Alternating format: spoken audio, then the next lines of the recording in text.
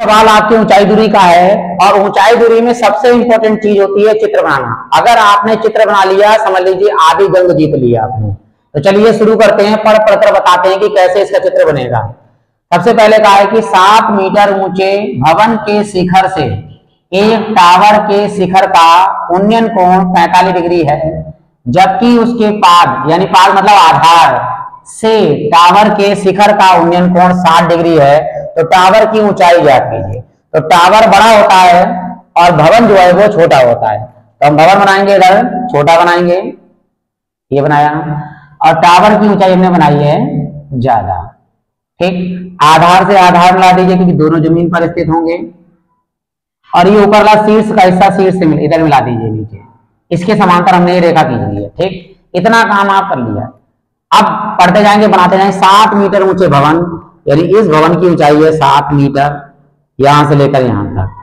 जितनी ऊंचाई इसकी होगी 7, उतनी ऊंचाई यहां तक होगी 7, यानी यहां से लेकर यहां तक की 7 मीटर होगी। ठीक, आगे कहा है कि भवन के शिखर से, यानी भवन का शिखर ये है, यानी यहां से एक टावर के शिखर, यानी टावर ऊपर है, यानी इसके शिखर पर, यानी यहां से मिला दीजिए टावर के शिखर पर, ये हो गया। भवन के शिखर से एक टावर के शिखर का जो उन्नयन कोण है वो कितना है? 45। उन्नयन कोण होता है नीचे वाला, ये 45 डिग्री होगा। आगे लिखा जबकि उसके पाद से, पाद का मतलब कौन?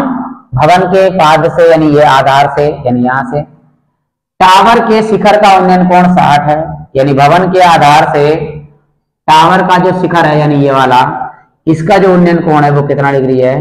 60 डिग्री है। तो टावर की ऊंचाई ज्ञात करनी है। टावर की ऊंचाई या तो पूरी मान लीजिए h, या क्या कर लीजिए 7 तो ये हो गई, और इतना जो बचा हिस्सा है ये h मान लीजिए।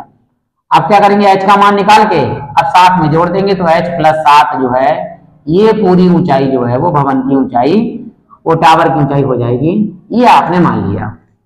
अब एक चीज और माननी है, वो है आधार। ना यहाँ माना गया यहाँ, तो इसे अब अपनी तरफ से हमने x ले लिया, इसे ही मान लिया आधार को, ये भी x हो जाएगा, और इसी समांतर रेखा ये है तो ये भी x हो जाएगा। अब हमारे पास 2 चित्र तैयार हो गए, एक ये 45 वाला यानी छोटा वाला चित्र ये वाला, और एक हो गया 60 वाला यानी ये वाला ऐसा। तो पहले हम 45 से h और x बराबर आ जाएंगे कि 45 डिग्री है, तो पहला चित्र तो ये लेंगे हम, इसे हमने मान लिया ऊपर वाले को a b c, यानी त्रिभुज a b c। इससे हमें मान निकालना है, x और h के मान हो जाएंगे, दोनों एक दूसरे के संबंध में आ जाएंगे। फिर दूसरा बनेगा, यहाँ पे a b c हो गया, यहाँ पे मान लीजिए p, और ये मान लिया q, और ये p q c, यानी ये पूरा चित्र हो जाएगा। इसमें ये 60 डिग्री का कोण हो जाएगा। अब ये ले लीजिए हम, टावर की ऊंचाई कितनी है? h + 7, ये पूरा लिख लीजिए यहाँ पर, माना टावर की ऊंचाई हमारी h + 7 है। h का मान हमें निकालना है, तो पहले हम त्रिभुज लेते हैं a b c, यहां ले लीजिए त्रिभुज a b c, और साथ में हम चित्र भी बना लेते हैं ताकि हमें आसानी हो जाए सब चीज मानने के लिए। ये हमने चित्र मान लिया a b और c।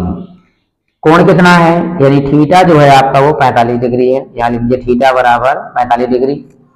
और यह है आपका h, ये जो होती है 90 का, जो ये होता है थीटा कोण के सामने वाली भुजा, ये होती है लंब, और ये है आपका x, यानी ये है आपका आधार।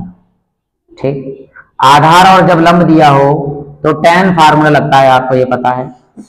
तो यहां लिखेंगे सीधे फार्मूला हम, f या tan थीटा बराबर होता है लंब बटे आधार। ठीक, थीटा की वैल्यू कितनी है? 45, यहां लगाइए tan थीटा की जगह पर 45 बराबर लंब कितना है? लंब है आपका h लगा दीजिए, और आधार कितना है? आधार है आपका x लिख दीजिए। और tan 45 की वैल्यू हम सब जानते हैं कितना होता है 1, और जिसके नीचे कुछ नहीं उसके नीचे 1 लिख दीजिए। tan 45 का मान 1, और बटे में अपनी तरफ लिख दिया 1 बराबर h बटे x। हमें मान निकालना है h का, तो यहाँ x गुणा कर दीजिए, x बराबर h। ये हो गया समीकरण नंबर 1। अब हमने चित्र 1 से x का मान h में निकाल लिया। आपके लिए बनाएंगे चित्र नंबर 2, यानी p q c, त्रिभुज p q c से, त्रिभुज p q c में अब चित्र बना लेते हैं इसका, देखो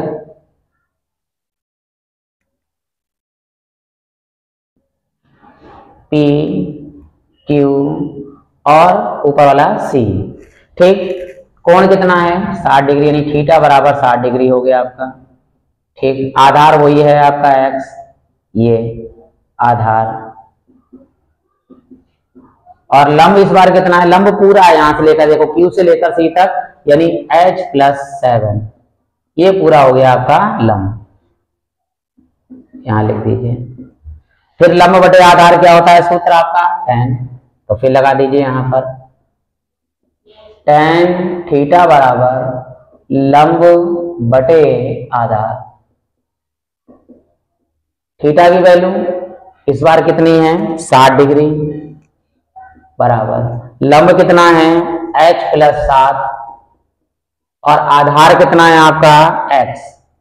ठीक, ये tan 60 का मान कितना होता है, tan 60 का मान होता है √3 बराबर h+7 बटे x। ये x बटे में इधर कोने में ले जाइए, यानी √3 इंटू x बराबर h+7। इस x का मान समीकरण 1 से देखिए कितना है, h है, तो x की जगह पर h लगा दीजिए, यानी इसकी जगह पर हम लगाएंगे h बराबर h+7। हमें h का मान निकालना है, तो h प्लस का जगह क्या हो जाएगा माइनस का, तो √3h माइनस h बराबर 7। यहां से क्या क्या मान आ रहा है, h कामन लिया तो क्या बचेगा √3 माइनस, यहाँ h कामन आ गया तो क्या बचेगा 1 बराबर 7। अब ये गुणे में है तो कायम चला जाएगा बटे में, h बराबर होगा 7 बटे √3 माइनस 1। अब ये बटे में √3 माइनस 1 है, इसका परमेकरण करेंगे, यानी प्लस माइनस में है तो ये प्लस में करेंगे हम परमेकरण ऊपर नीचे। ठीक, अब ये फार्मूला क्या हो, एक बार माइनस एक बार प्लस, तो हम सूत्र जानते हैं a minus D into A plus B अगर है तो हम इसे ले सकते हैं a² माइनस b²। a² की जगह पर √3 का हो जाएगा, देखिए ऊपर लिखेंगे हम 7 अंडर में 3 प्लस 1 ब्रैकेट के अंदर है, नीचे √3 का वर्ग यहां लगाइए और माइनस 1 का वर्ग। ठीक, तो ये h बराबर हो जाएगा 7 ब्रैकेट में √3 प्लस 1 और बटे में √3 का वर्ग कितना हो जाएगा 3 और माइनस 1 का वर्ग कितना हो जाएगा 1, तो 3 में से 1 गया तो कितना बचेगा 2, तो यहाँ हो गया आपका h बराबर 7 ब्रैकेट में √3 प्लस 1 और बटे में 3 में से 1 गया तो कितना बचेगा 2। हम जानते हैं √3 का मान कितना होता है 1.732, ये मान होता है √3 का, तो √3 की जगह पर 1.732 लगा दीजिए, h बराबर 7 और √3 की जगह पर 1.732 और फिर प्लस का है 1 बटे में 2, तो यहाँ जोड़ दीजिए भाई 7, 1 में 1 जुड़ेगा, 1 और 1 कितने हो जाएंगे 2.732 और बटे में कितना है 2। अब भाग कर लीजिए भाई, यहाँ पर पहले 2 से, वो पहले भाग कर लीजिए, गुणा कर लेते हैं 7 से, तो 7 दूनी 14 हासिल आया 1, 7 3 21 और 1 कितने हो गए 22 हासिल आया 2, 7 7 49, 49 और 2 कितने हो गए 51 हासिल आया बेटा 5, 7 दूनी 14, 14 और 5 कितने हो गए 19 और ये पॉइंट था 3 अंकों के बाद पॉइंट लगा दिया और बटे में कितना है 2। अब हम इसे 2 से पहले हम भाग करेंगे भाई, 2 से यहाँ भाग कर लीजिए, ये काटेंगे पूरा, देखिए 2 ने 18 दशमलव आ गया। ठीक है, 1 इधर हासिल हो गया 11 हो गए, 2 पंजे 10, अब यहाँ 2 एकम 2 नहीं 1 हासिल आ गया, 2 छंग 12 और फिर 2 दूनी 4, तो ये 2 हट जाएगा क्योंकि 5 से छोटा है, तो कितना आएगा 9.56, तो 9.56 मीटर केवल h का मान है, अभी ऊंचाई नहीं आई है कोई टावर की। टावर की ऊंचाई कितनी है हमारे पास में h+7, तो यहाँ लिखेंगे अतः टावर की